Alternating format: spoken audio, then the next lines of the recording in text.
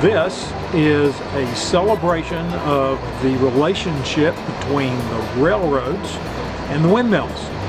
The railroads started building railroads that required water, steam engines, and the only way to cross this part of Texas was with a windmill.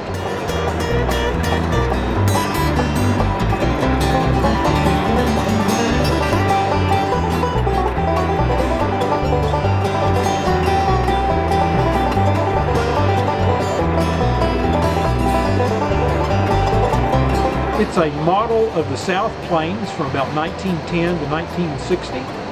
It has the right buildings and it has windmills all throughout the layout. And we can show people how all of those work together. We've been working on this for about a year and a half now, once the bench work was built.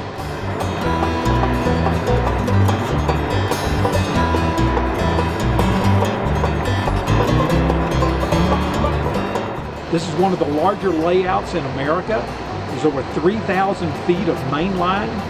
When we get everything running, we'll have 10 trains running at the same time.